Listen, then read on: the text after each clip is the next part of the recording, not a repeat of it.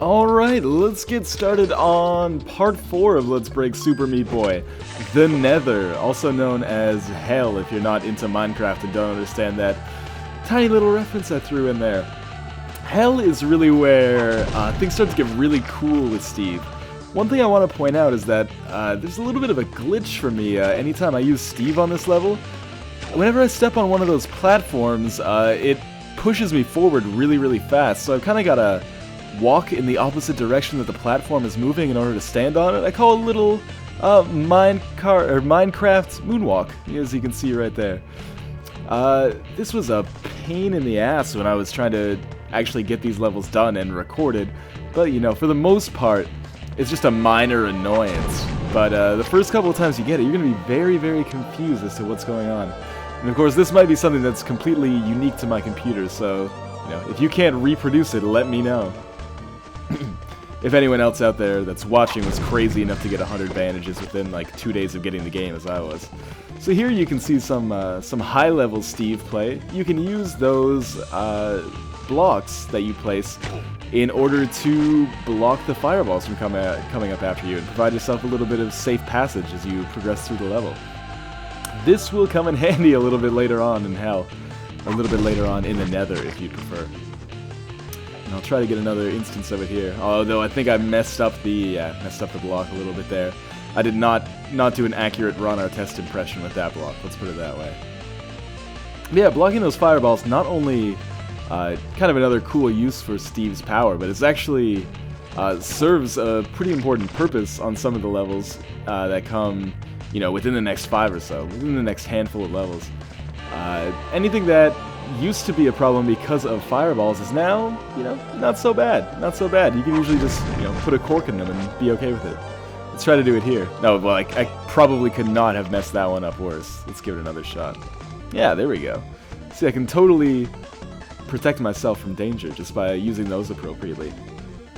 And once we get into this stage of the game, from Hell onwards through to the Dark Worlds, this becomes the point of the game where Steve is much more useful than Meat Boy, at least in the sense of actually beating the levels as quickly as possible. Even though the leaderboards are obviously disabled when using him for reasons that should be pretty apparent considering the powers that I've been showing you so far. But I will say that these levels also get a little bit tougher to use Steve on. If you're creative, then it's not too bad, but just trying to come up with paths through the levels is sometimes a little bit tricky. And for some reason, I can never seem to master his power of building blocks. I can usually break the blocks pretty easily, but I'm not so good at building them. There's just one instance, or a good example, of an opportunity to use the fireball blocking ability that I've kind of sussed out so far with my Steve playthrough. Obviously, some of these levels just become a big goddamn joke now. This one in particular, I probably spent, the first time I played Super Meat Boy, maybe like 20 minutes just trying to beat this one level. And with Steve, you can just completely bypass all the obstacles. This one I almost always have trouble on. For one, it's actually harder than it looks because the laser has just enough room to kind of sneak in between the cracks of the two bars there.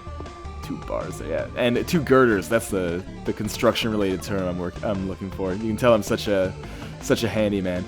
But yeah, in any case, I can't seem to break the blocks when I want to in this one. It's harder than it looks, you know. If there's any armchair Steve-Os out there, it's a little bit tricky to make sure that you break the blocks instead of placing the blocks, and actually to make sure that you break them in the right direction. There's another one that is normally actually one of the harder levels on Hell, but with Steve becomes a joke. Provided you could actually break the blocks, as I seem to be having a monumental amount of difficulty doing. Yet another cakewalk. Now this one is actually pretty cool because if you use the ability to block fireballs effectively, you can basically prevent yourself from death. If you build yourself a little altar to sacrifice yourself on, like I just did, you are not going to do nearly as well. But here, if I can just get up and put a little block up, yeah, to completely shield myself from danger. That's probably the best use that I've had for Steve so far, apart from obviously just breaking blocks to get to Bandage Girl. Now, Boris is actually still one of the harder levels for me, and it was one of the harder levels when I was playing as Meat Boy as well, and that nothing has really changed. If I could just get into one of these, yeah, there we go. Once you get kind of burrowed into the wall, you're basically set, because all you have to do is go sideways and then a little bit down. But, you know, avoiding those bullet bills is still kind of a pain in the ass. This level becomes absolute, a freaking breeze once you figure it out. And this one is maybe my favorite so far, just because of the way, instead of taking like the 6 portals to get through the end, why not just tunnel through the side? Do it as God intended you to do. Take the direct path. The shortest distance between 2 points is a straight line.